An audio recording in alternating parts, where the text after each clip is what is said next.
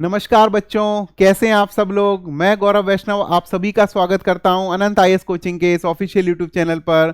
बच्चों, fast and furious batch के इस कक्षा में हम चर्चा करेंगे वैदिक काल के बारे में और वैदिक काल से रिलेटेड जितनी भी इंफॉर्मेशन है, जितने भी उसके आयाम हैं और उससे संबंधित जितने भी प्रश्न बन सकते हैं, उन सभी के आयाम के बारे में हम बात करेंगे। और इससे अगली जो हमारी कक्षा होगी वो वैदिक धर्म से संबंधित, वैदिक काल से संबंधित जितने भी प्रश्न बन सकते हैं किसी भी परीक्षा में, उससे संबंधित हम बात करेंगे। तो चलिए स्टार्ट करते हैं वैदिक काल की इस कक्षा के बारे में। तो सबसे पहले जो शब्द आता है वो है वेद।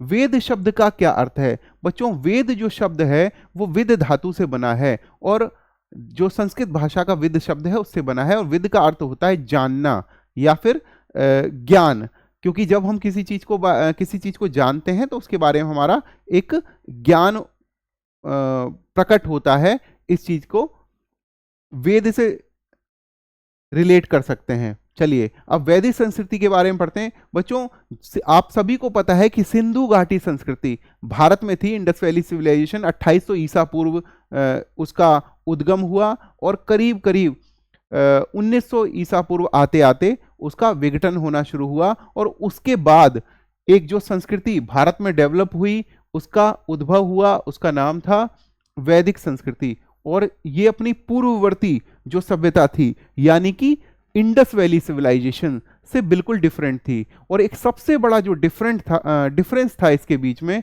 वो ये था कि सिंधु घाटी सभ्यता एक नगरीय सभ्यता थी और वैदिक सभ्यता जो थी वो एक ग्रामीण सभ्यता थी। तो सबसे पहले हम लिखेंगे कि एक ग्रामीण सभ्यता थी। कौन सी? वैदिक संस्कृति। और इस संस्कृति के जो संस्थापक थे वो कौन थे? इस संस्कृति के संस्थापक थे आर्य।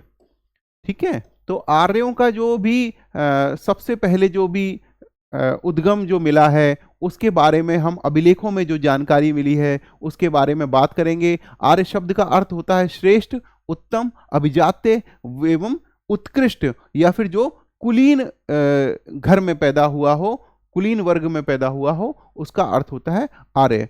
संस्कृति की एक संपूर्ण जानकारी वैदिक साहित्य से प्राप्त होती है आर्य संस्कृति की। और आर्यों का जो मूल स्थान है उसके बारे में डिफरेंट जो ऑथर हैं उन्होंने चर्चा की है और अपनी अपनी पुस्तकों में, अपने अपने लेखों में जो विवरण छोड़े हैं उसके बारे में चर्चा करेंगे। आर्य शब्द भाषाई समूह का एक व्यंजक है। आर्यों की भाषा संस्कृत थी और संस्कृत भारोपीय परिवार की भाषा का परिवार का हिस्सा है। एक उनमें से एक भाषा परिवार इसलिए कहा जाता है, इन्हें एक भाषा परिवार इसलिए कहा जाता है क्योंकि आरंभ से उनमें कई शब्द एक जैसे थे। कौन सी? भारतीय और यूरोपीय जो भाषाएं थी। जैसे कि आप एक शब्द देखिए कि जैसे मात्र, मात्र आप लिखते हैं संस्कृत में माता को, और माता से ही मात्र से ही माता बना। और कहीं आप देखिए मदर, ठीक है, तो मदर भी मां शब्द से ही उत्पत्ति होती है। तो बहुत सारे जो शब्द हैं वो भारोपीय परिवार या इंडियन और भारतीय और यूरोपियन, इन भाषा परिवारों में एक जैसे मिलते हैं, इसलिए इनको एक भाषा परिवार बोला गया। आर्यों के मूल निवास स्थान के संदर्भ में विद्वानों के बीच में बहुत सारा मतभेद है, क्योंकि बहुत सारे लेखक ये मानते हैं कि अलग अलग मतलब उनके विवरण हैं, उनका जो आर्यों का मूल निवास अलग अलग माना जाता है। सर्वाधिक जो माना जाने वाला जो मत है वो ये मानता है कि आल्प्स पर्वत जो है, आल्प्स पर्वत के आसपास आर्यों का मूल स्थान है। तो ये सर्वमान्य मत है। और ये आल्प्स पर्वत था कहाँ? ये पूर्वी क्षेत्र यूरेशिया में था। और यूरेशिया कहाँ है? यूरोप और एशिया का जो मिला जुलाया जो एक संकीर्ण क्षेत्र बनता है वहां पर यूरेशिया में माना गया। ठीक है, तो आज यूरोप और एशिया में एक सबसे बड़ा देश कौन सा है वो आप सभी मुझे कमेंट करके बताएंगे। ठीक है, और मैक्स मुलर के अनुसार भारत में आर्यों का आगमन कब हुआ? 1800 ईसी पूर्व के आसपास हुआ।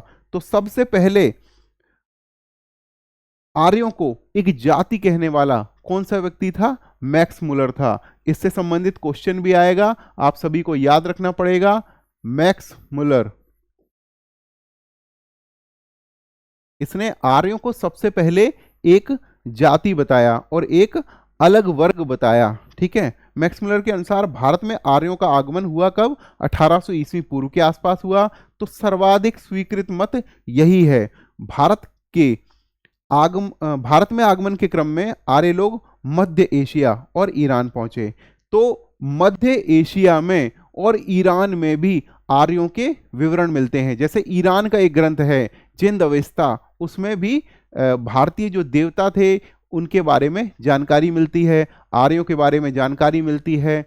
और सीरिया में और इराक में जो कुछ अभिलेख मिले हैं, जैसे कि इराक से प्राप्त एक अभिलेख है, उसका नाम है कसाइट अभिलेख। कसाइट अभिलेख में भी आर्यो नाम का जिक्र मिलता है। और उसके बाद सीरिया से प्राप्त एक मितन्नी अभिलेख है, मितन्नी अभिलेख में भी आर्यों के नाम की चर्चा होती है। ठीक है, तो ऋग्वेद जो है, जितनी भी जानकारी मिलती है आर्यों के बारे में वो ऋग्वेद से मिलती है। तो ऋग्वेद जो है वो आर्यों का पहला ग्रंथ माना जाता है, ऐसा मैक्स मुलर ने कहा। ठीक है, अब देखिए यहां पर लिखा हुआ भी है कि इधर तो ऋग्वेद हमारा प्रथम जो ग्रंथ है ही है। आर्य शब्द का बार बार उल्लेख कहाँ है? ऋग्वेद की अनेक बातें अवेस्ता में। देखिए मैंने आपको बताया था ईरान का जो ग्रंथ है, ईरानी भाषा का प्राचीनतम ग्रंथ है अवेस्ता, और अवेस्ता में आर्यों के बारे में बहुत सारी जानकारी मिलती है और ऋग्वेद की बहुत सारी बातें इसमें मिलती हैं। यहां तक कि इंद्र, मित्र, वरुण और नासत्य का भी जिक्र अवेस्ता में आया है। तो हमने क्या क्या इंपॉर्टेंट बातें करी कि एक तो अलग अलग विद्वानों के क्या क्या मत हैं आर्यों के आगमन के बारे में। मैक्स मुलर ने क्या कहा कि किस सदी में कौन से समय में आर्यों का आगमन हुआ। उसके बाद आर्यों का सबसे महत्वपूर्ण ग्रंथ कौन सा है, आर्य किस प्रकार की सभ्यता थी, इसके बारे में अभी तक हमने चर्चा किया। अब जैसे मैंने आपको बताया था कि 1000 ईस्वी के आसपास कौन सा अभिलेख मिला? कसाइट अभिलेख। कहां से प्राप्त हुआ? इराक से। बच्चों ये सवाल जो है, ये प्रश्न जो पूछे जाते हैं कई बार परीक्षा में, तो इराक का कसाइट अभिलेख और सीरिया का मितन्नी अभिलेख, ये देखिए यहां पर लिखा हुआ है सीरिया से प्राप्त मितन्नी अभिलेख कब का? 1400 ईस्वी के आसपास का मितन्नी अभिलेख है। आर्य नामों का उल्लेख मिलता है, जिससे पश्चिम एशिया में आर्य भाषा भाषियों की उपस्थिति का पता चलता है। ठीक है, और आर्यों की सफलता का जो मुख्य कारण बताया गया है वो क्या बताया है? अश्व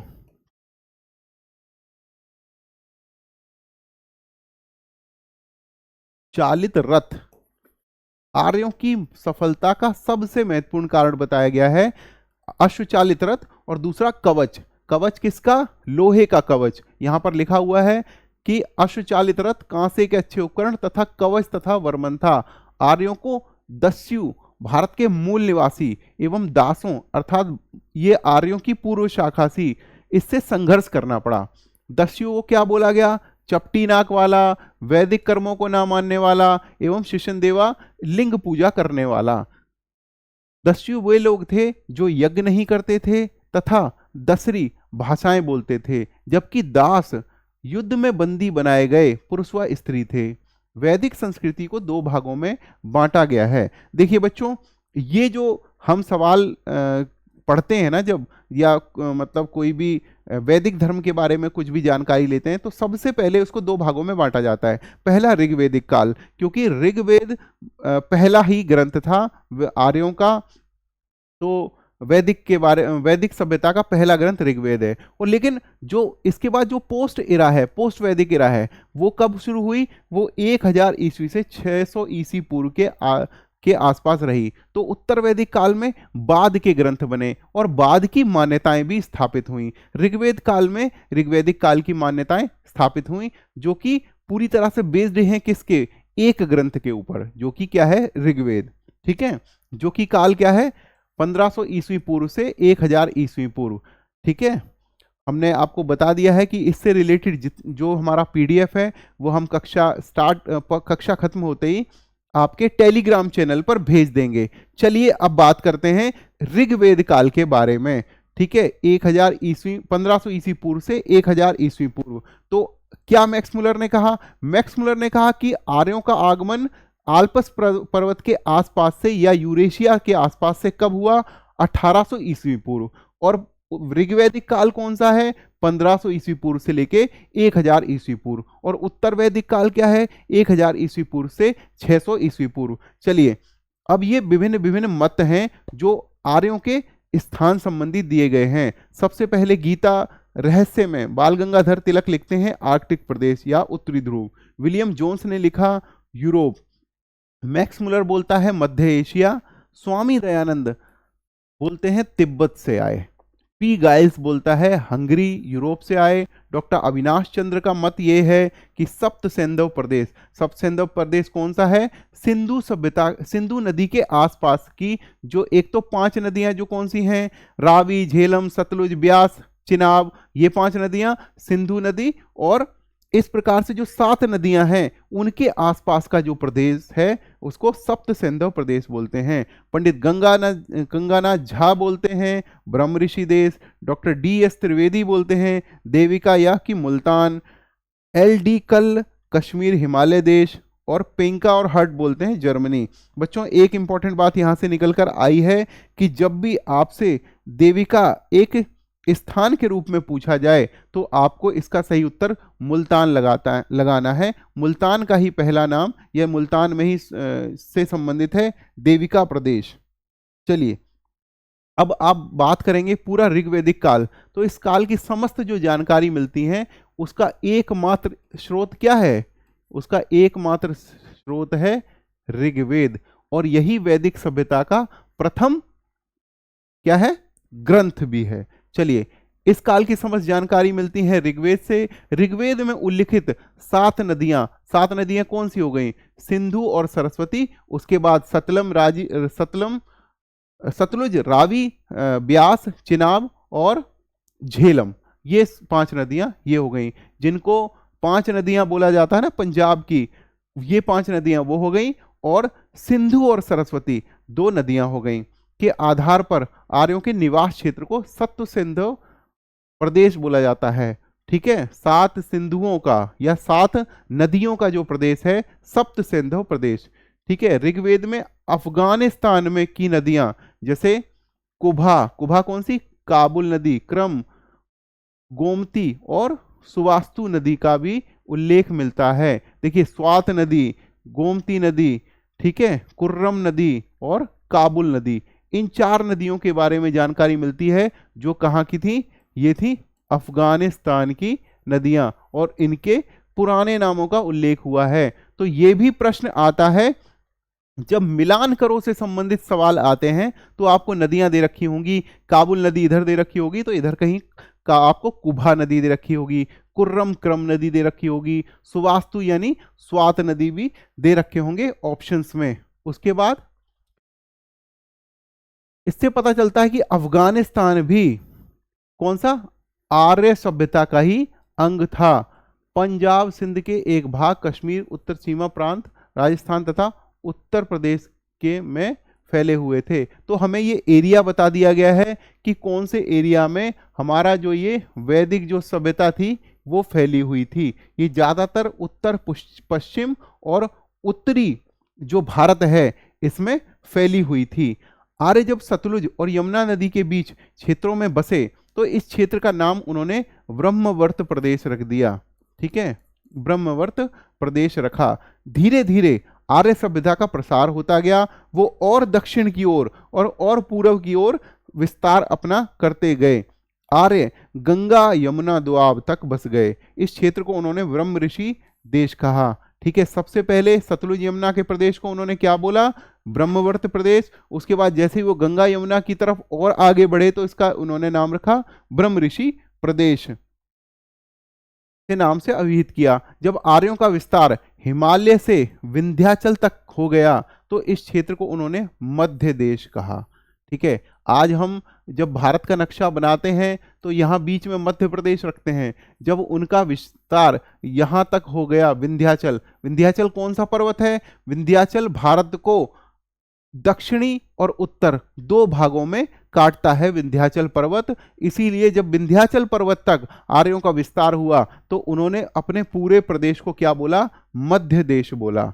ठीक है, चलिए अंततः जब संपूर्ण उत्तर भारत में आर्यों का विस्तार हो गया तो इस क्षेत्र को उन्होंने आर्यावर्त कहा। ठीक है, सबसे पहले ब्रह्मवृत कहा, फिर ब्रह्मऋषि प्रदेश कहा, फिर मध्य देश कहा, और लास्ट में जब वो पूरे उत्तर भारत में फैल गए तो इन्होंने इस प्रदेश का नाम आर्यावर्त प्रदेश रखा। क्योंकि आप सभी को पता है कि दक्षिण भारत में उस समय जो संस्कृति फैली थी उसको द्रविड़ संस्कृति बोलते थे। उसके बाद ऋग्वेद में अपाया नदी, ठीक है, ऋग्वेद में अपाया नदी, थानेश्वर मरुद्वृद नदी, ठीक है, थानेश्वर नदी या मरुद्वृद नदी, कश्मीर, मुंजवत पर्वत, मुंजवत पर्वत कहाँ था? कश्मीर में। ये सवाल भी आपको आएगा कि थानेश्वर या मरुद्वृद नदी कहाँ थी? ये थी अपाया नदी थानेश्वर में थी, मरुद्वृद नदी कश्मीर में थी, मुंजवत पर्वत कहाँ था? कश्मीर में। और यमुना तथा गंगा नदी की चर्चा है कहाँ पे? ऋग्वेद में। ऋग्वेद में कौन कौन सी नदियों की चर्चा है वो हम सारी नदियों के बारे में चर्चा करेंगे। लेकिन अपाया को बोलते थे थानेश्वर नदी, मरुद्वृद को बोलते थे, मरुद्वृद थी कश्मीर में, मुंजवत पर्वत था कश्मीर में, और यमुना तथा गंगा नदी, इन सभी की चर्चा है। उसके आधार पर भौगोलिक विस्तार का निर्धारण किया जाता है। ऋग्वेद में उत्तर भारत की कुल 42 नदियों का वर्णन है। देखिए, जब भी सवाल आएगा कि ऋग्वेद में उत्तर भारत की कितनी नदियों का वर्णन है तो आपको लिखना है 42 नदियों का वर्णन है। ठीक है, उसके बाद ऋग्वेद में कुभा, कुभा मैंने आपको बताया था अफगानिस्तान में थी, काबुल, सुबस्तु, स्वात कुभा वहीं थी, क्रम या कुर्रम नदी, ठीक है, गोमती या गोमल नदी, वितस्ता, झेलम, अस्किनी, चिनाब, परुष्णी, रावी, विपासा, व्यास, सतुद्री, सतलुज, सदानीरा, गंडक। और दृश्यदती कौन सी नदी थी? घग्गर नदी। सुशामा नदी थी सोहन नदी, एवं मरुद्वृद्धा नदी, मरुवर्मन नदियों का इनका उल्लेख मिलता है।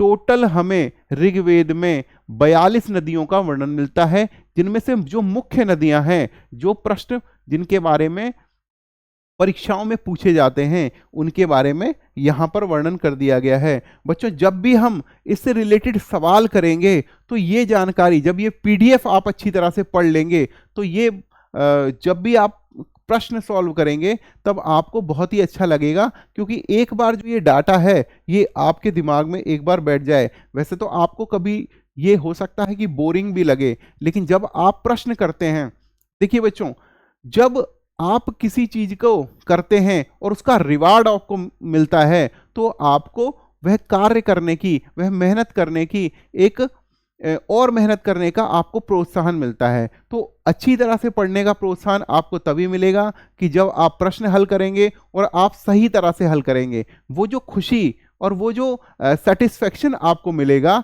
तभी आप अच्छी तरह से अपने इस चैप्टर को पढ़ पाएंगे या किसी भी चैप्टर को पढ़ पाएंगे। सिंधु नदी की ऋग्वेद में सर्वाधिक चर्चा है। तो जब भी प्रश्न किया जाए कि ऋग्वेद में कौन सी नदी की सबसे ज्यादा चर्चा है तो वो है सिंधु नदी। ठीक है, इसके बारे में चर्चा की गई है। सिंधु नदी को क्या क्या बोला? हिरण्यनी नदी बोला गया है, सुवासा नदी बोला है और ऊर्पावती नदी भी कहा गया है। ऋग्वेद में सरस्वती को क्या बोला है? नदीतमा बोला है या पवित्र नदी बोला है। इसके प्रवाह क्षेत्र को देवकृत योनि कहा गया है। अब यह राजस्थान के रेगिस्तान में विलीन हो गई है और इसकी जगह कौन सी नदी बहती है? घग्गर नदी। जब ये कहा जाए आपसे कि अब सरस्वती की जगह कौन सी नदी बहती है तो आपको लिखना है घग्गर नदी। और ज़्यादातर तो वैसे ये है कि ये हरियाणा होते हुए राजस्थान के रेगिस्तान में विलीन हो जाती है। और ये भी कहा जाता है कि ये नदी अभी भी धरती के नीचे बहती है। और इसके बारे में काफ़ी खोज भी की गई है और बहुत सारे साक्ष्य ऐसे मिले हैं कि जो एक प्रवाह क्षेत्र देखते हैं, आज जो हमारे पुरातत्वविद जो हैं या जो भूगोलविद जो चर्चा करते हैं वो उन्हें इस चीज़ के साक्ष्य मिलते हैं कि उस जो धारा में कभी या जो साक्ष्य मिलते हैं उस लाइन में कभी कौन सी सरस्वती नदी बहती थी। चलिए, ऋग्वेद में 4 समुद्रों का उल्लेख है जो जलराशि का घोतक है। मरुस्थल के लिए धन्व शब्द का प्रयोग किया है।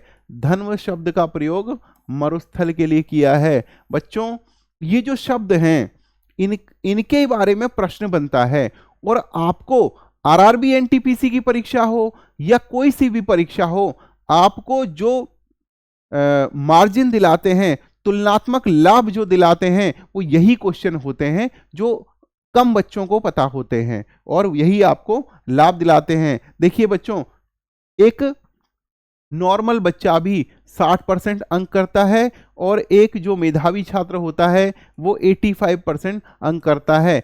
इसमें अंतर ये होता है कि 60% 65% हर बच्चे को आता होता है, हर बच्चा उस लेवल की तैयारी करके जाता है। लेकिन कुछ ऐसे क्वेश्चंस होते हैं या कुछ ऐसी जानकारी होती है जो हमें बढ़त दिलाती है या मार्जिन दिलाती है।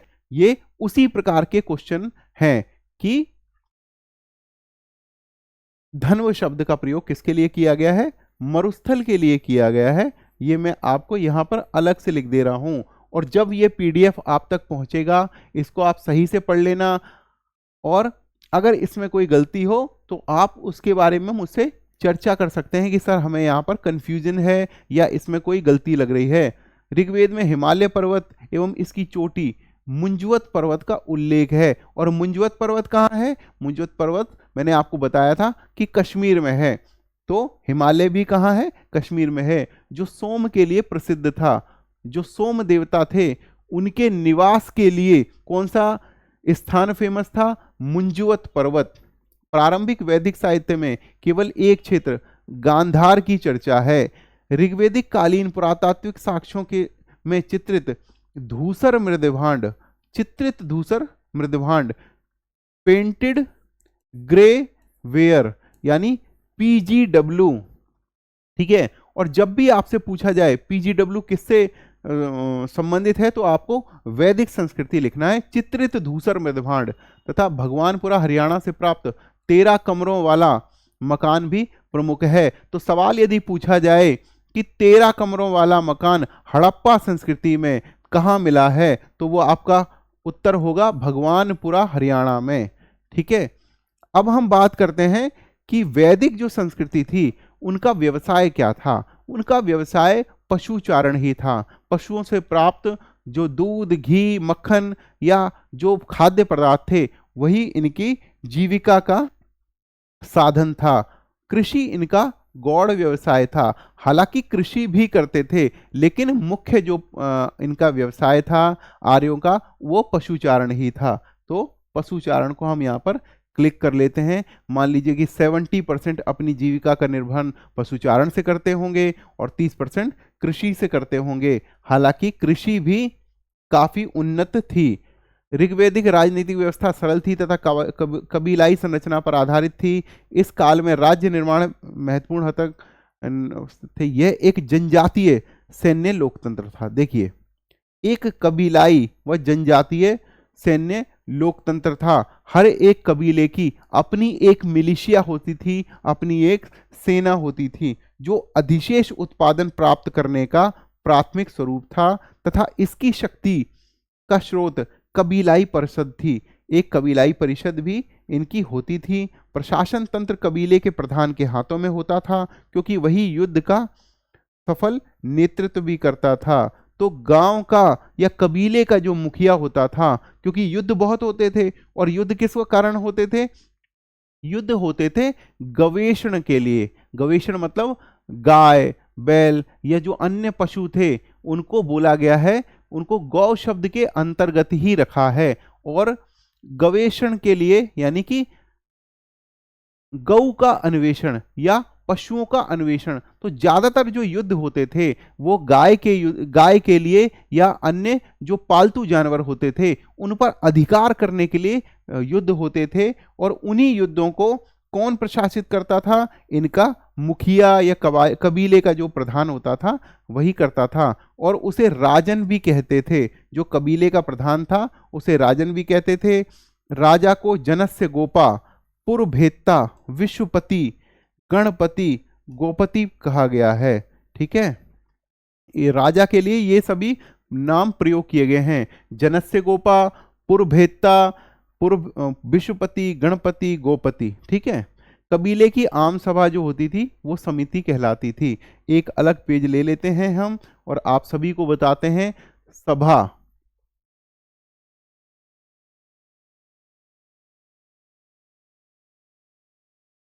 कबीले की जो आम सभा थी उसको बोलते थे समिति। ठीक है, सभा और समिति इनका वर्णन ऋग्वेद में कई बार हुआ है। 8 बार सभा का वर्णन हुआ है और 9 बार समिति का वर्णन हुआ है। यही वो दो सभाएं थी जो आर्यों के जो कबीले थे उनका प्रशासन चलाती थी।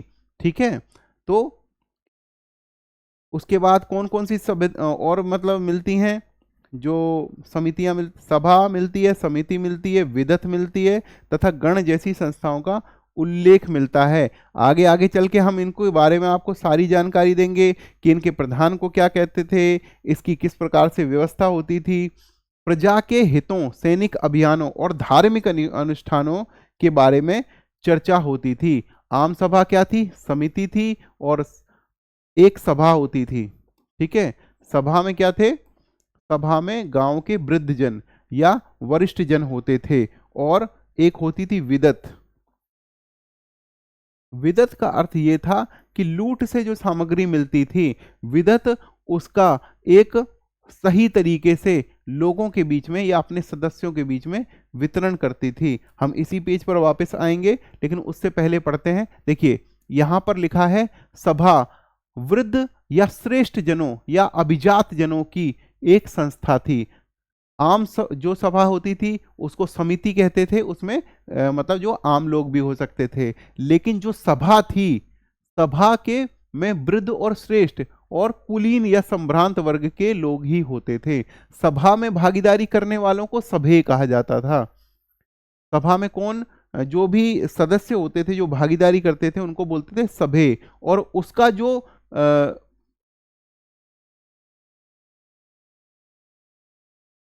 श्रेष्ठ जन होते थे उन्हें सुजान कहा जाता था। समिति जन साधारण की महत्वपूर्ण संस्था थी। जैसे कि मैंने आपको बताया आम सभा जो होती थी वो समिति कहलाती थी, जो जन साधारण की सभा थी। और सभा अलग से जो थी वो संभ्रांत वर्गों की या संभ्रांत श्रेष्ठ जनों की एक समिति थी और उनके सदस्यों को क्या बोला जाता था? सभे। और उनमें जो वरिष्ठ होते थे उनको सुजान कहा जाता था।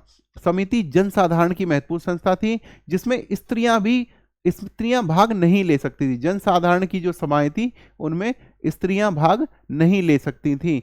और समिति, देखिए उधर जो श्रेष्ठ जन थे उनको सुजान कहा जाता था या उनके जो मुखिया होते थे उन्हें सुजान कहा जाता था। यहां पर समिति में जो भी मुखिया होता था या प्रमुख होता था उसे क्या कहा जाता था? उसे ईशान कहा जाता था। तो सभा और समिति का ये अंतर है। विदत संभवतः आर्यों की प्राचीनतम संस्था थी। सभा और समिति से भी पहले की जो संस्था थी वो आर्यों की संस्था थी विदत। और विदत में क्या होता था? लूटी गई वस्तुओं का वितरण होता था। अथर्ववेद में सभा एवं समिति को प्रजापति की 2 पुत्रियां कहा गया है। सभा को और समिति को क्या कहा गया है?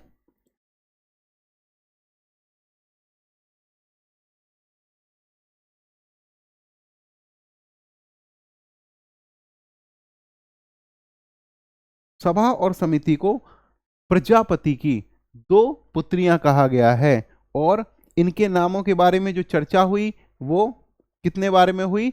8 बार सभा के बारे में चर्चा और 9 बार समिति के बारे में चर्चा हुई। और इससे अलग एक थी विदत। विदत में क्या होता था? आर्यों की प्राचीनतम संस्था थी और लूटी गई वस्तुओं का वितरण किया जाता था। ठीक है, अथर्ववेद में सभा को नारिष्ठा कहा गया एवं समिति के अध्यक्ष को ईशान कहा गया। स्त्रियां सभा एवं विदत में भाग लेती थी, लेकिन किसमें भाग नहीं लेती थी? जो आम सभा थी, जो जनसाधारण की सभा थी, जिसके अध्यक्ष को ईशान कहा जाता था। कौन सी? समिति। समिति में जो स्त्रियां भाग नहीं लेती थी। और प्रारंभ में परिषद एक जनजातीय सैन्य सभा रही होगी। यह अंशतः पितृसत्तात्मक तथा अंशतः मात्र सत्तात्मक स्वरूप की थी। उत्तर वैदिक काल में इसका स्वरूप परिवर्तित हो गया और पूरी तरह से क्या हो गया? पितृसत्तात्मक हो गया। ठीक है। हालांकि हमें यह वर्णन मिलता है कि कई वैदिक समय की जो स्त्रियां थी और जो विद्वान स्त्रियां थी, जैसे अपाला, घोषा, लोपामुद्रा और विश्ववारा, इन सभी ने जो हमारे वेद हैं उनके बारे में उनके कुछ पार्ट को लिखा भी है। तो ये जो 4 जो नाम हैं जो मैं आपको बता रहा हूं, इनमें से जो लोपामुद्रा थी वो ऋषि अगस्त्य की पत्नी थी। और ये जो सभी विदुषी स्त्रियां थीं, इन्होंने वेदों के या मतलब वेदों के बाद जो ग्रंथ बने उनमें अपना अपना योगदान दिया। तो उस समय भी एक समिति या कि जनसाधारण जो संस्था थी उसको छोड़कर सभी जो संभ्रांत वर्गों की या विदत में जो ये मतलब सभाएं थी या संस्थाएं थी, इनमें महिलाओं की भागीदारी थी। राजा कोई भी निर्णय कबायली संगठन की तरह सलाह से लेता था। पुरोहित मुख्य परामर्शदाता, सेनानी सेना प्रमुख, वाज्रपति चारागाह का प्रधान, कुलप परिवार का प्रधान, ग्रामणी लड़ाकू दलों का प्रधान, पुरप दुर्ग का प्रधान, स्पष्ट को गुप्तचर कहा जाता था और दूत संदेशवाहक था। देखिए, दूत जो किसी का संदेश किसी को लेकर जाए उसे बोलते थे दूत कहते थे, यानी संदेशवाहक। और जो स्पष्ट कहा जाता था, स्पष्ट का मतलब था गुप्तचर, जो किसी को बिना बताए किसी की जानकारी किसी एक विशेष व्यक्ति या अपने स्वामी के पास लेकर आता हो, उसे कहते थे स्पष्ट। इस काल में प्रशासन की सबसे छोटी इकाई कुल होती थी और कुल का ही प्रधान क्या कहलाता था? कुलप कहलाता था अथवा परिवार थी। परिवार को बोला जाता था कुल और परिवार का प्रधान कौन था? कुलप। ठीक है। इसके ऊपर क्रमशः ग्राम, विश्व एवं जन होते थे। जन प्रशासन की सर्वोच्च इकाई थी। कुल का प्रधान कुलप, ग्राम का प्रधान ग्रामणी, विश्व के प्रधान को विश्वपति कहा जाता था। ऋग्वेद में जनपद शब्द एक बार भी नहीं आया है। देखिए, जन शब्द आया है और कई बार आया है, विश्व शब्द भी आया है, ग्राम शब्द भी आया है, लेकिन जनपद शब्द नहीं आया है। तो जब भी प्रश्न पूछा जाए कि जनपद शब्द कितने बार आया है, तो जनपद के आगे हमें लगाना है 0। जनपद शब्द जो आया है वो 0 बार आया है, एक बार भी नहीं आया है। ये हमें उत्तर लगाना होगा, क्योंकि इससे संबंधित सवाल मैं आप सभी के कराऊंगा और उसके आपको बहुत सोच समझ के एक बार उस पर विचार करना होगा। ग्राम का प्रधान ग्रामणी हो गया, विश्व का प्रधान प्रधान या ऋग्वेद में न्यायाधीश का उल्लेख नहीं मिलता है। राजा नियमित या स्थायी सेना नहीं रखता था। व्रात, गण, ग्राम और सर्च नाम से कबायली टोलियां युद्ध लड़ा करती थीं। ठीक है। क्या क्या? व्रात, ग्राम, गण और सर्च, ये इकाइयां थी जो कि युद्ध लड़ती थीं जब युद्ध के समय को, क्योंकि राजा या जो कि जन का जो प्रधान होता था वो कोई भी एक स्पष्ट सेना नहीं रखता था। वो बाद में क्या कहते हैं, जो उसके नीचे के जो जैसे विश्वपति होता था, जनपति होता था, नहीं, राजा के नीचे जैसे विश्वपति हो गया, कुलप हो गया, ग्रामणी हो गया, ये लोग अपनी अपनी सेनाएं रखते थे। जैसे भी एक कबीले का प्रधान है उसकी भी एक मिलिशिया होती थी। जब राजा को जरूरत पड़ती थी या जो जन का जो प्रधान होता था राजन, उसको जब जरूरत पड़ती थी वो इन सभी को इकट्ठा करता था। सामाजिक स्थिति के बारे में बात की जाए तो ऋग्वेद सामाजिक संगठन का आधार गोत्र था या जन्म मूलक संबंध था। व्यक्ति की पहचान उसके कुल या गोत्र से होती थी। लोगों की सबसे अधिक आस्था अपने कबीले के प्रति रहती थी, जिससे जन कहा जाता था। देखिए, कबीले को बोला जाता था जन। समाज को कुछ हद तक समतामूलक था। प्रारंभ में आर्य अविभाजित थे जो विश्व नाम के कबीले के साथ संबद्ध थे, परंतु ऋग्वैदिक काल में ही समाज 3 भागों में विभक्त हो गया। 3 भाग कौन थे? पुरोहित, राजा और सामान्य लोग। पुरोहित जो कि पूजा करते थे, और उसके बाद राजा जो कि शासन करते थे, और उसके बाद सामान्य लोग। इन 3 भागों में बट गया समाज, कौन से, ऋग्वैदिक काल में ही हो गया। उसके बाद ऋग्वैदिक काल के उत्तरार्ध में वर्ण जो है वो शब्द जो कर्म का भी घोतक हो गया। देखिए सबसे इंपॉर्टेंट जानकारी मैं देता हूं कि सबसे पहले जो वर्ण व्यवस्था थी वो इस आधार पर थी कि जो भी व्यक्ति जो काम करता था उसके हिसाब से वो कपड़े पहनता था। तो उस वर्ण शब्द से एक रंग भी आ गया, जैसे कि जो व्यक्ति पुरोहित का काम करता था तो वो एकदम दूध या सफेद वस्त्र पहनता था, क्योंकि वो उसी प्रकार का काम करता था, साफ सफाई से काम करता था, तो कोई भी गंदगी उसके कपड़ों पर नहीं दिखनी चाहिए। तो इस प्रकार से वो बड़े ही स्वच्छ सफेद कपड़े पहनता था। और जो कि वैश्य, जो कि हल्दी चंदन या मतलब मसालों का काम, तेल का काम, या इस प्रकार से जो भी सामग्री होती थी, पंसारी के दुकान पर जो सामग्री मिलती है या फिर व्यापारी के पास जो दुकानों पर सामग्री मिलती है, वो इस प्रकार की सामग्री का प्रयोग करता था। तो आपने देखा होगा कि वो पीले कपड़े आपको दिखाए जाएंगे, पीले कपड़े पहनता था, क्योंकि इन सभी के दाग उसके कपड़ों पर न दिखाई दें। उसके बाद जो क्षत्रिय होता था, जो युद्ध में लड़ता था, जिसके कपड़ों पर रक्त भी गिर सकता था, तो उसका केसरिया या लाल रंग पहनता था वो, तो जिससे कि क्या है कि खून का रंग उसे विचलित ना कर दे। तो इस प्रकार से कपड़े पहने जाते थे।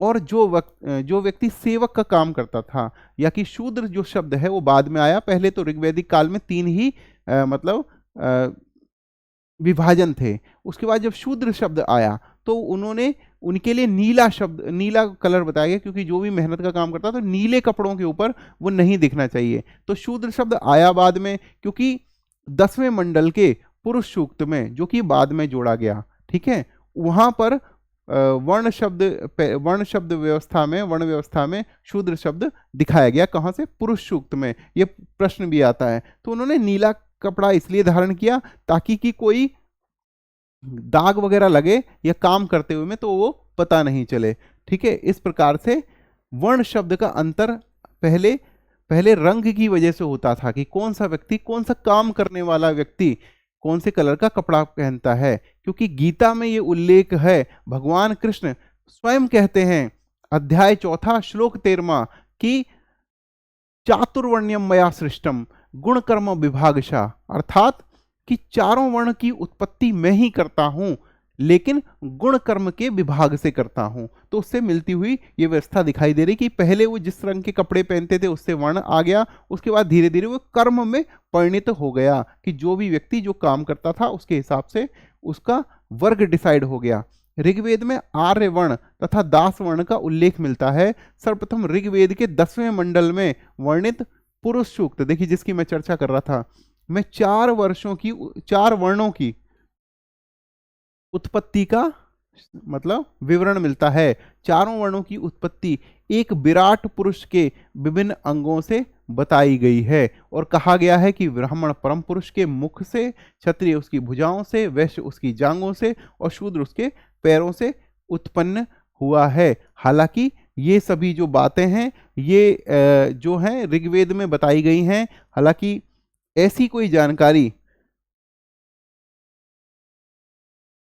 बाद में जब उत्तर वैदिक काल आया तो ये परिणित हुई, क्योंकि पुरुष सूक्त में जो जानकारी मिली वो उसमें बहुत सारे प्रक्षिप्त भी जुड़े हुए हैं, और बहुत सारी जानकारी उसमें जो है वो अभी भी जैसे लोग लिखते गए ना, तो जो मूल प्रतियां होती हैं उसमें किसी ने परिवर्तन कर दिया, तो बहुत सारी जो बातें हैं ना वो कन्फ्यूजन में भी होती हैं। लेकिन शुरुआत में ये बात तो तय है कि वर्ण शब्द का जो अर्थ है वो शुरुआत में रंग से लिया गया, कपड़ों के रंगों से लिया गया, बाद में वह कर्म में परिणित हो गया, और बाद में वर्ण व्यवस्था जब उत्तर वैदिक काल आया तो वो जाति व्यवस्था के रूप में परिणित हो गई, कि वो जन्म के आधार से हो गया, जबकि शुरुआत ये कर्म के आधार पर ही है। वैदिक संस्कृति या सनातन संस्कृति कहीं भी जन्म के आधार पर जाति का उल्लेख नहीं करती है।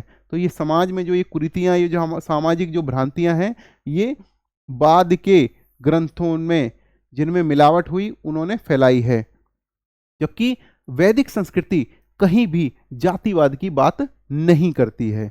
इस काल में ही व्यवसाय के आधार पर समाज में विभेदीकरण आरंभ हुआ। युद्ध में हाथ लगी संपत्ति के असमान वितरण के कारण समाज में असमानता आई। समाज का मूल आधार परिवार था जो पितृसत्तात्मक हुआ करता था। पितृसत्तात्मक परिवार रहने के बावजूद स्त्रियों की दशा बेहतर थी। यद्यपि वीर पुत्रों के जन्म की कामना तो की जाती है, परंतु पुत्रियों का भी उपनयन संस्कार किया जाता था तथा उनकी शिक्षा की व्यवस्था की जाती थी। तो ऐसा मानना कि संसार पूरी तरह से जो समाज था वो पितृसत्तात्मक था और महिलाओं की जो स्थिति थी वो दयनीय थी, ऐसा मानना बिल्कुल भी ठीक नहीं है। क्योंकि जब युद्ध हुए, जब समाज में लड़ाइयाँ हुई, तो कोई व्यक्ति गरीब भी हुआ, कोई व्यक्ति अमीर भी हुआ। तो जो अमीर व्यक्ति थे या जो संभ्रांत लोग थे वो अपनी पुत्रियों को भी पढ़ने का अधिकार देते थे, उनका उपनयन संस्कार भी होता था। तो बच्चों ये सभी बातें तो आप जानते ही हैं कि आज भी ऐसा समय है कि जब कोई मतलब गरीब परिवार होता है, उसमें बच्चे हों या बच्चियां हों, सभी को कोई ना कोई काम करना पड़ता है ताकि जीविका उपार्जन हो सके। लेकिन वहीं पर यदि कोई समृद्ध परिवार है तो समृद्ध परिवार में बच्चों को काम करने की आवश्यकता नहीं होती है और वो अपनी पढ़ाई कर सकते हैं और अन्य जो धार्मिक कार्य हैं उनको भी कर सकते हैं। तो ऐसा सभी जो कालों में होता रहा है। इस काल में सामान्यतः गुरुकुल पद्धति थी जहाँ पे मौखिक शिक्षा दी जाती थी, क्योंकि लिपि का तो बहुत ज़्यादा आविष्कार हुआ नहीं था, ठीक है, तो मौखिक शिक्षा ही दी जाती थी। तो इसीलिए कहा गया है कि जो वेद हैं वो श्रुति के माध्यम से फैले। कि मतलब आपने सुना होगा कि जैसे याद करने का जो तरीका होता था ना, उसे रटने के तरीके से, ऐसे ही मतलब गुरु अपने शिष्य को जानकारी पहुंचाते थे। ओम गणानाम गणपतिम गुंगवाहामहे, इस प्रकार की जो जानकारियां इस प्रकार की टोन में एक मतलब रटाए जाते थे बच्चों को। तो क्योंकि लिपि नहीं थी, क्योंकि और मतलब जब भी लिखा भी जाता था जो वो पांडुलिपियों पे लिखा जाता था और बहुत ही मेहनत का काम था वो। तो लिखने का ऐसा कोई बहुत ज़्यादा मतलब प्रबंध नहीं होता था। तो जो गुरु था वो श्रुति के माध्यम से अपने जो शिष्य थे उन तक अपनी जानकारी, या ऋग्वेद हो गए या अन्य वेद हो गए, उनकी जानकारी पहुंचाते थे। ठीक है। महिलाओं की स्थिति, परिवार के लोग विभिन्न प्रकार के कार्य करते थे। ऋग्वैदिक काल में दास प्रथा प्रचलित थी जिसका प्रयोग घरेलू कार्यों के लिए होता था। तो देखिए बच्चों, अभी भी इसमें बता दिया गया है कि शिक्षा की चर्चा कौन से में है, 7वें मंडल में है। ठीक है। ऋग्वेद में एक छात्र लिखता है कि मैं कवि हूं, मेरे पिता चिकित्सक हैं और मेरी माता आटा पीसती है। तो एक ही घर में पढ़ाई लिखाई का भी काम और चिकित्सक का भी काम और एक ही घर में ये सेवा का काम भी। तो आप ये जान सकते हैं कि ऋग्वैदिक काल में वर्ण व्यवस्था इतनी क्रूर नहीं थी जितनी उत्तर वैदिक काल में हो गई। और क्योंकि व्यक्ति की जो इज्जत थी वो कर्म के आधार पर थी, उसके जन्म के आधार पर नहीं थी। क्योंकि एक ही घर में आप ये देख रहे हैं कि लोग अलग अलग कार्य करने वाले थे। तो यहां लिखा हुआ कि एक ही घर के लोग विभिन्न प्रकार के कार्य कर सकते थे। दास प्रथा थी, लेकिन दास प्रथा जन्म के आधार पर नहीं थी, इस आधार पर थी कि कौन व्यक्ति कितना गरीब है, या किसी व्यक्ति को कोई व्यक्ति इतना गरीब है कि उसको कोई खरीद ले या उसे अपने आप को बेचना पड़े, तो इस आधार पर कोई व्यक्ति दास बनता था। महिलाओं की स्थिति, दशा अच्छी थी। अपाला, घोषा, लोपा मुद्रा और विश्ववारा, इनके बारे में मैंने बताया आपको। और एक 5वां नाम भी ऐड कर लीजिए, सिक्ता को वैदिक ऋचाओं को लिखने का श्रेय दिया जाता है। इन विदुषी कन्याओं को ऋषि उपाधि से विभूषित किया गया। आजीवन धर्म तथा दर्शन की अध्येता महिलाओं को ब्रह्मवादिनी कहा जाता था। ठीक है। ऋग्वेद में पत्नी ही गृह है। जायदस्तम, ऋग्वेद के बारे में ये देखिए यहां पर लिखा गया है कि पत्नी ही गृह है, जायदस्तम। और जायदस्तम ये जो शब्द है ये आपको ईरान के ग्रंथ अवेस्ता में भी मिलेगा। तो बहुत सारी बातें जो ऋग्वेद की है वो हमें अवेस्ता यानी ईरानी ग्रंथों में भी मिलती हैं। कहते हैं उसके महत्व को स्वीकार किया गया। स्त्रियों को कुछ हद तक राजनीतिक अधिकार भी प्राप्त थे। महिलाओं को अपने पति के साथ यज्ञ में भाग लेने का भी अधिकार प्राप्त था।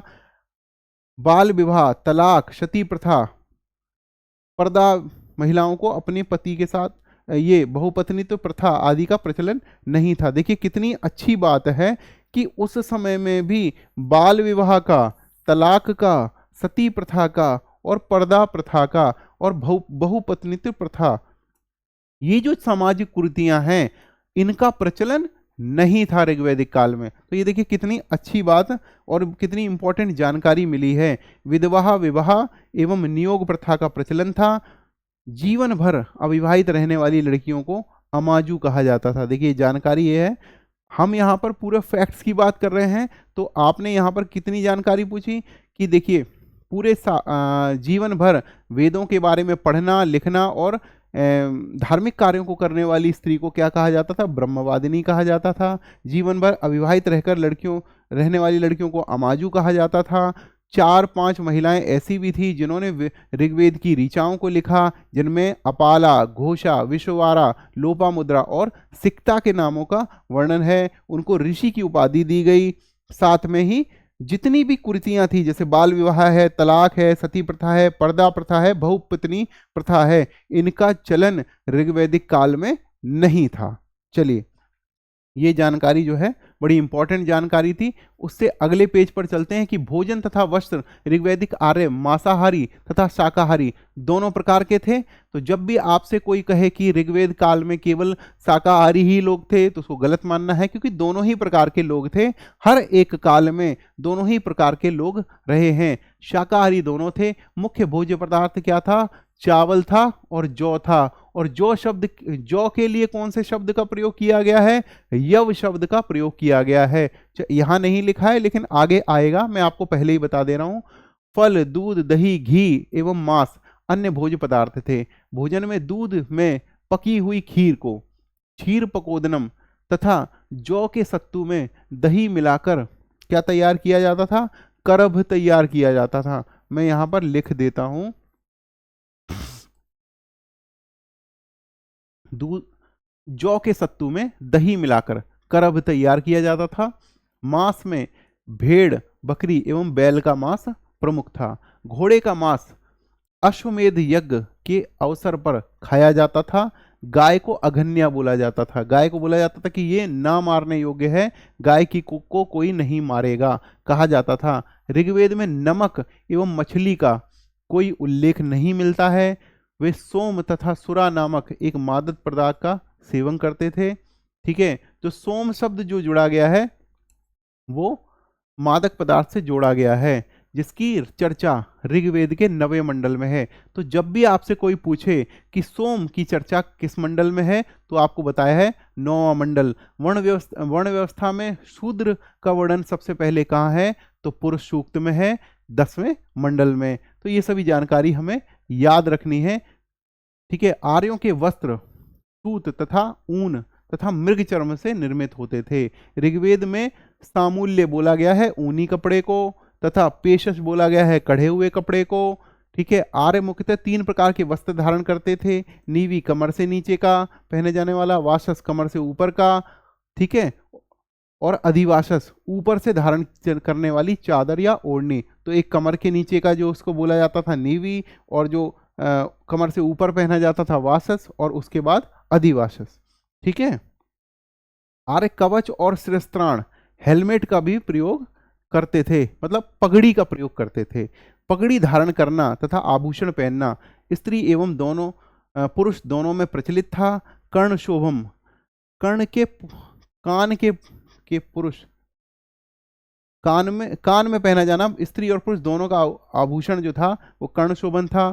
कुरीर सिर पर धारण करने वाला आभूषण, निष्क तथा शतमान तथा मणि गले का आभूषण था, तथा ज्योचनी अंगूठी थी। आर्यों के प्रमुख आभूषण जो थे वही थे। तो क्या निष्क या सतमान या मणि गले में पहना जाने वाला, ज्योचनी अंगूठी थी, सिर पर धारण करने वाला शिरस्त्राण, ठीक है, और कर्ण शोभन कान में पहना जाने वाला। ऋग्वैदिक आर्य आमोद प्रबोध के जीवन के में विश्वास रखते थे तथा नृत्य तथा संगीत में आनंद लेते थे।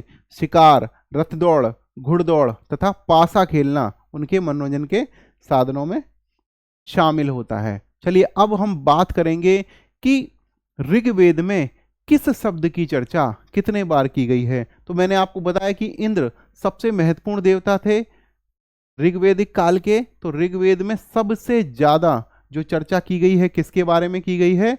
इंद्र के बारे में की गई है। कितना? 250 बार। उसके बाद अग्नि के बारे में 200 बार, वरुण के बारे में 30 बार और जन के बारे में 275 बार।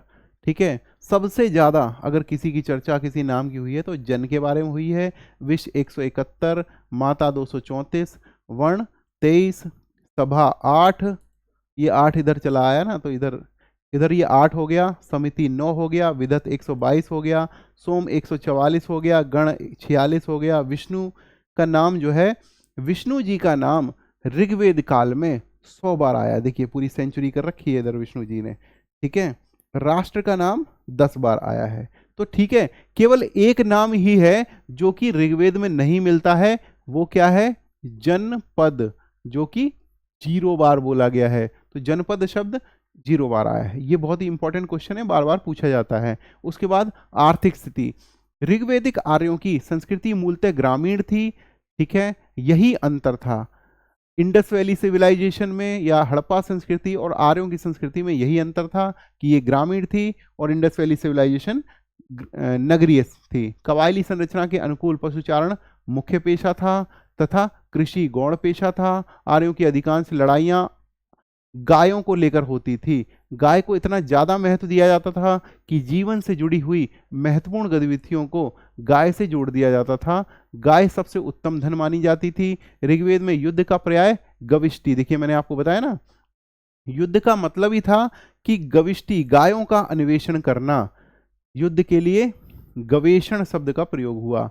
गेशु, गव्य और गम्य शब्द प्रचलित थे क्योंकि ये सभी गाय से ही जोड़े जाते थे। धनी व्यक्ति को क्या कहा जाता?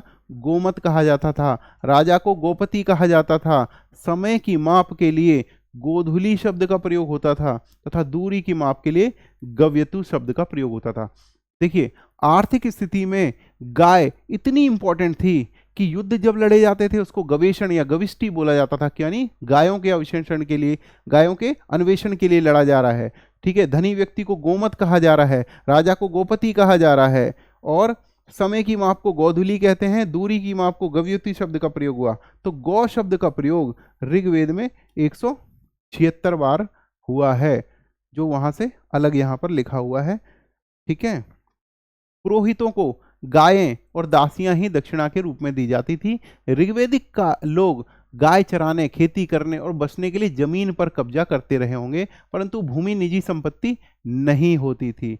भूमि निजी संपत्ति नहीं होती थी। देखिए कबीलाई समाज था, तो आज यहाँ है कल वहाँ है, तो इस प्रकार से वो अपना खाना बदोश टाइप के रहते होंगे। कबीले की जो स्थिति है वो बदलते रहे होंगे, इसलिए कोई पर्टिकुलर परमानेंट जमीन नहीं होती थी।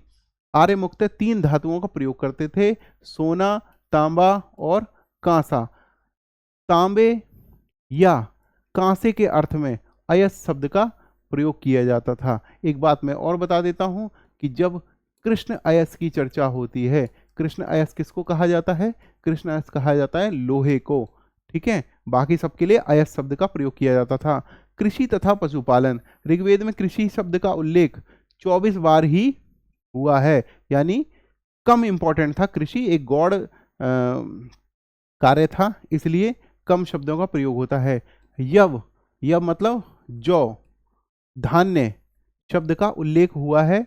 ऋग्वेद में चतुर्थ मंडल में खेती की प्रक्रिया का वर्णन है। तो आपको ये जरूर याद रखना है कि किस मंडल में किस बारे में दे रखा है। तो जब चौथे मंडल की बात की जाए, कृषि की बात की जाए, तो चौथे मंडल को बोलना है। ऋग्वेद में कृषि संबंधी जैसे उर्वरा, उर्वरा मतलब जुता हुआ खेत, लांगल, हट, करिशु, गोबर खाद, अवट, कुआ, सीता, हल्के निशान, कीवाश, हलवाहा, पर्जन्य, बादल, कुल्या, नहर, खिल्ल, चराहगा, दान, श्रृदनी, हसिया, स्थिवी, अन्य कुठार, सूर्प, चलनी सूप, वर्ष, गट्ठर आदि का उल्लेख मिलता है। हालांकि ये इतना इंपॉर्टेंट नहीं है कि आपसे कोई इतना मतलब डीप में जाके कोई पूछे। जो भी हमारे वनडे एग्जाम्स हैं, इवन इस प्रकार से जो डीप में जाकर तो यूपीएससी में भी अभी तक सवाल नहीं आए हैं। ऋग्वेद में एक ही अनाज का उल्लेख है जो कि था जौ, और उसको बोलते थे यव। ऋग्वेदिक आर्यों की 5 ऋतुओं का ज्ञान था। कृषि के महत्व के 3 शब्द उर्दर, धान्य और संपत्ति प्राप्त होते हैं। रई, संपत्ति की गणना मुख्यतः मवेशियों से ही की जाती थी। गाय के अतिरिक्त घोड़ा, हाथी, ऊंट, बैल, भेड़, बकरी, कुत्ते आदि का प्रमुख पशु भी थे। शिल्प तथा व्यापार। शिल्प तथा व्यापार में वस्त्र बनाना मुख्य शिल्प था। स्त्रियां कपड़ा बुनने का कार्य करती थी, जिनके लिए ऋग्वेद में स्त्री शब्द का प्रयोग किया गया है। देखिए, वस्त्र बनाना मुख्य शिल्प था, कपड़ा बुनने के लिए स्त्री शब्द का प्रयोग किया गया है। तसर शब्द का प्रयोग ऋग्वेद में करघा के लिए किया गया, हथकरघा के लिए प्रयोग किया गया। ओड़ तथा तंतु शब्द का प्रयोग ताने बाने के लिए एवं शुद्धब शब्द का प्रयोग ऊन के लिए किया जाता है। तो देखिए बेटा, कढ़ा हुआ जो कपड़ा है, कढ़े हुए कपड़े के लिए पेशस, सामूल्य ऊनी कपड़ा, और शुद्धव ऊन के लिए प्रयोग किया जाता। ऊनी कपड़े को बोला गया सामूल्य और शुद्धव बोला गया ऊन को। ठीक है। बढ़ई को तक्षण, जुलाहे को तंतुवाय। तंतु क्योंकि तंतु जो धागा होता है ना, उसको गढ़ने वाले को, उसी का मतलब उससे कपड़ा बनाने को बोला गया तंतुवाय, तथा चमड़े का काम करने वाले को चर्मन्न बोला गया। चर्म शब्द से संबंध होने के कारण चर्मन्न बोला गया। ऋग्वेद में कपास का उल्लेख नहीं मिलता है।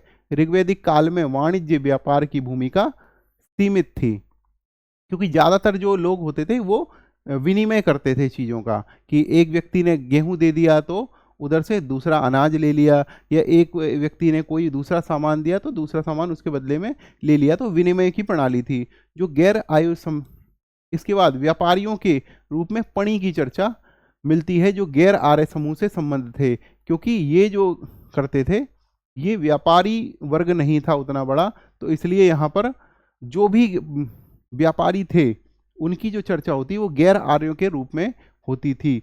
सीमित व्यापार का आधार विनिमय प्रणाली थी। देखिए, मैंने आपको बताया ना, विनिमय प्रणाली क्या, कि अगर किसी से सब्जी लेनी है तो उसको अनाज दे दिया, किसी से आटा लेना है तो उसको चावल दे दिए। इस प्रकार से एक विनिमय प्रणाली होती थी। हालांकि चावल उस समय प्रचलित नहीं था।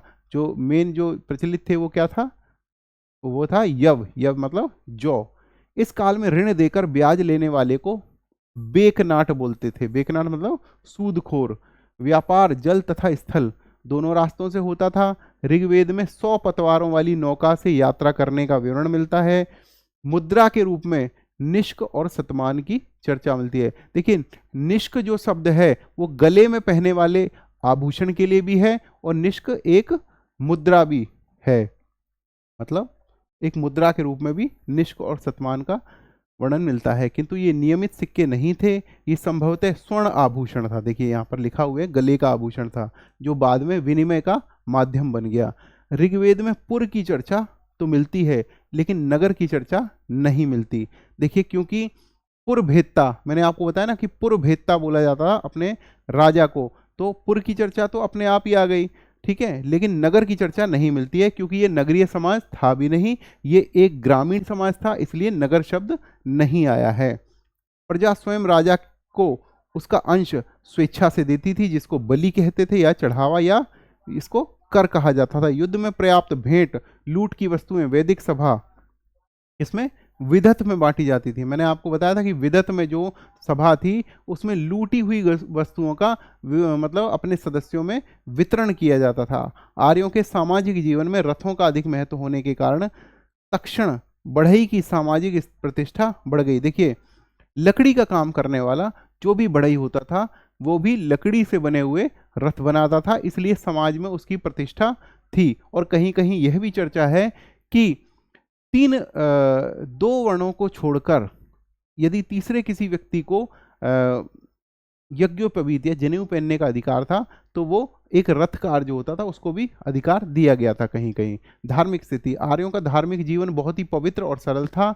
इस काल के लोग बहुदेववादी होते हुए भी एकेश्वरवाद में विश्वास रखते थे। देखिए, बहुदेववाद में विश्वास रखते थे, फिर भी एकेश्वरवादी थे। ऋग्वेदिक आर्यों का धर्म मुख्यतः प्रकृति पूजा था और यज्ञ पर केंद्रित था। ऋग्वेद में नासदीय सूक्त में निर्गुण ब्रह्म तथा ब्रह्मांड की उत्पत्ति का वर्णन है। तो जब भी पूछा जाए कि निर्गुण ब्रह्म की चर्चा कहां पर की गई है, तो आपको लिखना है कि ऋग्वेद में नासदीय सूक्त में किसकी चर्चा की गई है? निर्गुण ब्रह्म की चर्चा की गई है और ब्रह्मांड की उत्पत्ति की भी चर्चा की गई। धर्म व्यक्ति के दायित्व एवं स्वयं दूसरों के प्रति व्यक्तिगत कर्तव्यों की संकल्पना थी। इस समय प्राकृतिक शक्तियों का मानवीकरण करके उनकी पूजा की जाती थी। कुछ देवताओं की आराधना पशु के रूप में भी की जाती थी। अज एकपाद और अहिर्बुधन्य इसके उदाहरण हैं। ये क्या? पशु के रूप में देवता की चर्चा की पूजा की जाने का उसका क्या था? अज एकपाद और अहिर्बुधन्य। मरुत्तों की माता की परिकल्पना चित्कर्बरी गाय के रूप में की गई थी और मरुत एक देवता थे। इंद्र की गाय खोजने वाले शर्मा, वृषभ, बैल सूर्य की अश्व के रूप में पूजा की गई है। आर्य देवताओं को प्रसन्न करने के लिए मुख्यतः दो कार्य करते थे। एक तो मंत्रों का उच्चारण करते थे, दूसरा यज्ञ करते थे। जैसा कि हमने सुना है ना कि यह मंत्र उच्चारण से या यज्ञ करने से देवताओं की शक्ति बढ़ती थी, ऐसा माना जाता था। तो इसीलिए देवताओं को खुश करने के लिए दो कार्य किए जाते थे। सभी देवता प्राकृतिक शक्तियों के प्रतीक थे। ऋग्वेदिक देवकुल में देवियों की नगण्यता थी। उमा, अदिति जिन्होंने जो 12 आदित्यों की माता थी। सविता या सवित्र शब्द जिनके ऊपर आपको पता है ना, ओम जो शब्द है उसके बाद जो ओम शब्द के बाद जो भी देवता का नाम लिया जाता है तो उसकी ही पूजा की जाती है। आपको पता है कि गायत्री मंत्र में जो बोला गया ना, ओम भूर्भुवः स्वः सवित्र, ओम भूर्भुवः स्वः सवित्र, तो जो सवित्र वरेण्यम है ना, वो ये सवित्र नाम के देवता थे और इनको सूर्य से संबंध बाद में कर दिया गया और कहीं कहीं इनको गायत्री से संबंधित भी किया गया। लेकिन क्योंकि इसको गायत्री मंत्र बोला जाता है इसलिए इसको कहीं कहीं ये कन्फ्यूजन होता है कि ये गायत्री से संबंधित है। लेकिन यदि आपको प्रश्न के रूप में पूछा जाए कि कौन से देवता से गायत्री मंत्र संबंधित है, तो आपको सविता या सवित्र लिखना है। अरण्यानी प्रमुख देवियां थी। कौन कौन सी देवियां थी? उमा, अदिति, सविता और अरण्यानी प्रमुख देवियां थी। गायत्री मंत्र सविता को समर्पित है। मैंने यहाँ पे लिखा हुआ भी है, देखिए गायत्री मंत्र किसको समर्पित है? सविता को समर्पित है। अब यहाँ पर हम 12 आदित्यों की बात कर लेते हैं। देखिए जैसे कुंती के पुत्र को कौन्तेय बोला जाता है, उसी प्रकार से अदिति के पुत्र को आदित्य बोला जाता था। तो भगवान विष्णु भी 12 आदित्यों में से एक हैं। प्रकृति के प्रतिनिधि के रूप में आर्यों के 33 देवताओं की 3 श्रेणियां थी। ठीक है, तो जो 33 कोटि देवता जो बोले जाते हैं वो श्रेणी थे, वो श्रेणी के रूप में। जैसे कि आकाश के देवता कौन थे? सूर्य, धौस, वरुण, मित्र, पूषण, विष्णु, सवित्र, आदित्य, उषा और अश्विन, ये आकाश के देवता थे। अंतरिक्ष के देवता कौन थे? इंद्र, रुद्र, मरुत्र, वायु, पर्जन्य तथा आपह और मातृश्वन आदि। और पृथ्वी के देवता कौन थे?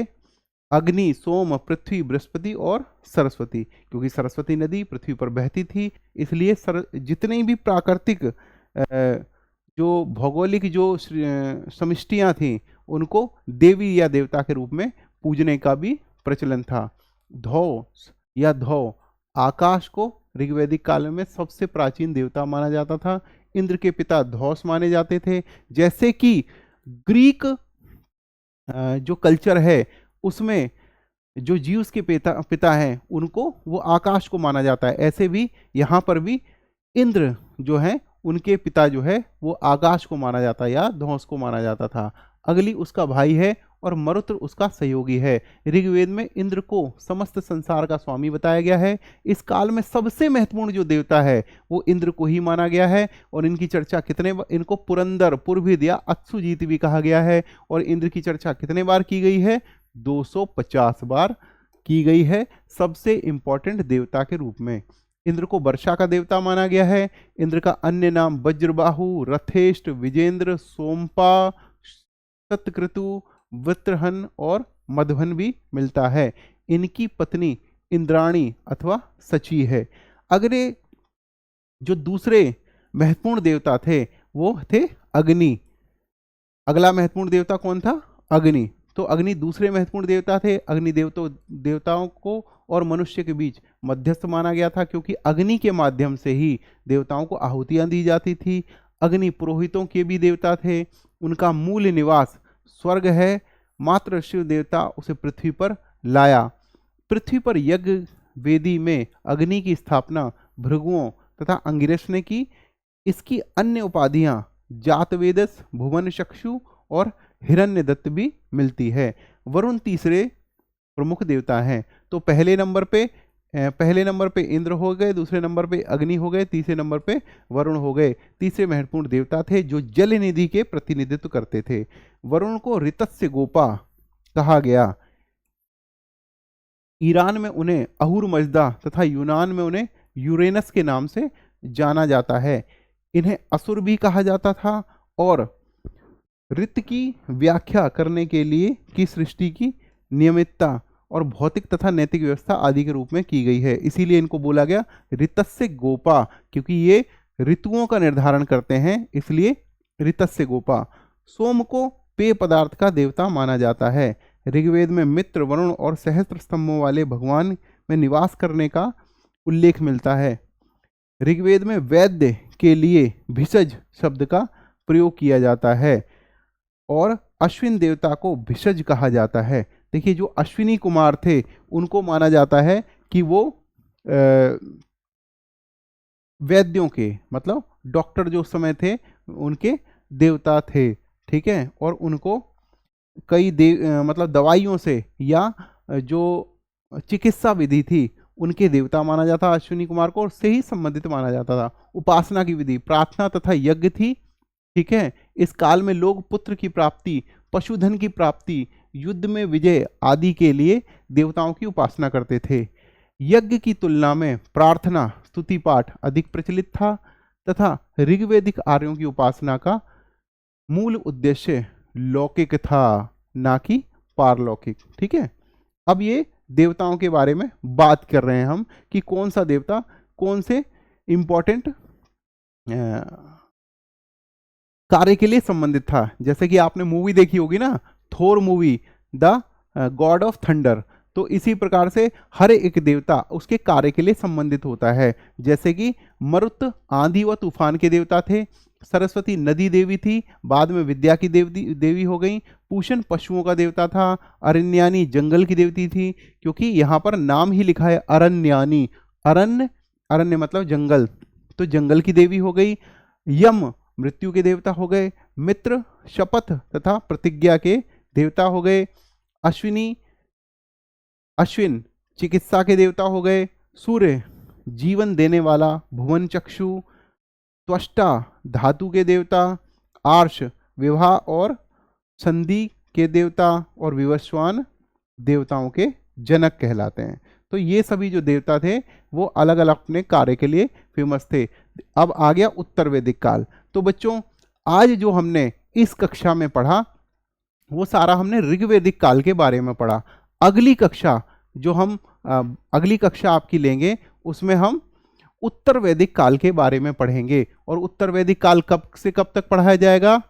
1000 ईसा पूर्व से लेकर